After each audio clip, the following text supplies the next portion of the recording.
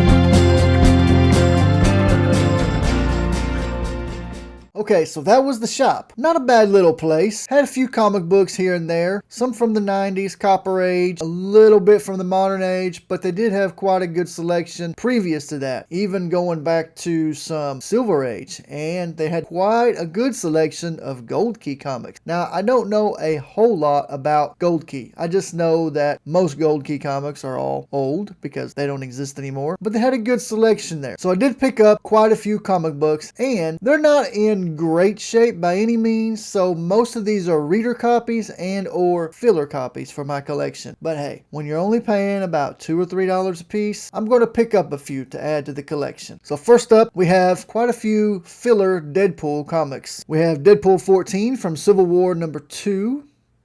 Nice little poker game going on in that one. We have Deadpool 18, Civil War 2. And you guys know I'm always on the lookout for Deadpool comics anytime I can add them to my collection. We have Deadpool number 33. I believe this is from volume 4. It may be 5. We have Deadpool The Gauntlet, issue 1 of that miniseries. We have Deadpool number 4. I just really like Deadpool comic books.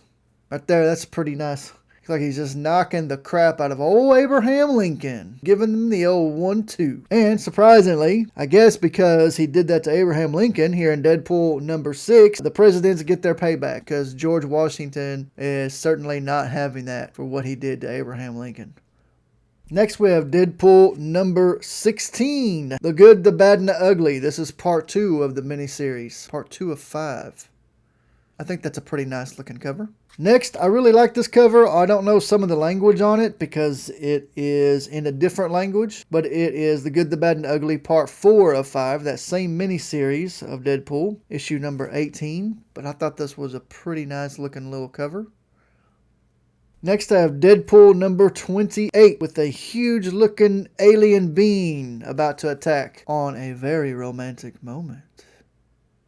This is a nice looking cover. I think it's pretty funny. It's pretty cool because you got the big monster, but then you also have this band of ninjas that's also coming in. And then of course you got these little gangsters. I guess it's about to go down. Okay, so that is all of the Deadpool comics that I got. The next 3 that I got, I also picked up for about $3 a piece. This is not the first appearance of Deathstroke. It is the first, I believe, in his own series. Deathstroke the Terminator, issue number 1. That's a nice looking cover, front and center. I mean, so of course I'm a Deathstroke fan, right? You would think that if I was a Deadpool fan, I might not be a fan of Deathstroke. Deathstroke was the first character and then Deadpool come along, but I like them both. Next up we have Darkerimage. This is the number 1 issue. I'm sure many of you have seen this particular cover before. 3 or 4 different first appearances in this book, but for $3. Not bad. And I also like the Youngblood series. I picked up Image 0 for the original Youngblood series. Let me know if you guys have any of these comics, or if you like them, or if you don't. Okay, for the next books that I got, I picked up 26 different books, all within the same series, and I got them for around $2 to $3 a piece. Not in great condition by any means, definitely reader copies, but I want to collect the entire run. In fact, not just volume 1, but volume 2, and anything associated with that particular series with that title. All of these are from volume 1, so they're from the Bronze Age, around the 70s, and leading up into the 80s. If you're a fantasy, science fiction, or horror fan, then I'm sure you could appreciate these comic books in this series because each one can contain all 3 of those factors or at least one of those factors. And the series that I'm talking about is called Unexpected. And this is issue number 151, so it's the oldest one that I have. This is from 1973. This is a fabulous looking cover. Got the volcano erupting, but it's not just lava, it's a huge lava volcanic beast coming out of it. I just think it's a fabulous looking cover. This is also a Mark Jewelers edition. If you don't know what a Mark Jewelers is, brief history lesson here, folks. Mark Jewelers inserted their inserts in the early 70s and early 80s in some comic comic books, specifically Marvel and DC. Not all of them, but some of them. And the some of them that they did put them in, it was mainly on military installation bases. And they put these inserts in there. They were for jewelry and things like that. For the military personnel could purchase jewelry, have access to it for their loved ones. They didn't put them in at all, and you would know if you have one because it's going to be directly in the centerfold, kind of outlined in black. So when you open it up and you see it, you'll see a Mark Jewelers insert that looks like this. And it looks like this on the inside. So that's what the Mark Jewelers insert looks like if you ever come across one. It's not going to be an ad on a page. It's going to be its own insert directly in the middle of the book. Now, does this add any value to the comic book itself? Sometimes, occasionally, especially if it's a key book, it might add some pretty good value to it. But if it's not a key book and it's not entirely in good shape, it might add $1 to the book. Other than that, it's just another variation of the comic. So now I have Unexpected number 155. This was 1974. Got the old skeleton driving. Unexpected number 162, and this is a 100-page book, so it's a pretty big book, pretty thick. I have issue number 168, 1975. Issue 170, also 1975. Flee to Your Grave. I have issue 172, and this is a pretty cool looking cover. It's got a big snake coming out of a ring or an earring or something. This was 1976. Number 176, also from 1976. Not the greatest looking cover. This one is also not the greatest looking cover, but I think it's kind of a neat idea. Issue number 177. The kid putting the coin in a little gumball machine. He's about to get something that he probably don't want. This is from 1977. Next issue is number 182. They're examining someone's brain on there. Also from 1977. Next we have issue 184. The Wheel of Misfortune. 1978.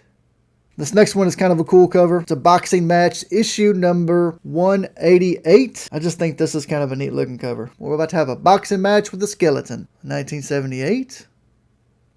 The next issue is number 196, and this is where we go into 1980. Next issue is number 197, My Ghost Rider, the Vampire. 1980. Next issue, 198. And this is a pretty neat looking cover too. Got some weird sunglasses on. Apparently it's allowing him to see things that others would not. And the next issue is number 200. This is also a Mark Jewelers inserted book. 1980. Next is number 202. And this one is a pretty cool cover. It's got a huge, ugly savage of a rabbit who I guess is trying to hide behind that tree, but not really. So when I first seen this cover, the very first thing that I thought of when I seen this and this big rabbit was Monty Python and the Holy Grail. And if you've seen that, then you know about the rabbit in the cave. Next up, we have issue 204, 206. And a lot of these books feature a guy named Johnny Peril. You'll see that name a lot on the books. Johnny Peril is in a lot of these Unexpected issues. This is kind of a creepy looking cover, but it's pretty cool. Issue number 207. Now we're in 1981. And I have another one, 2 copies. Issue number 208.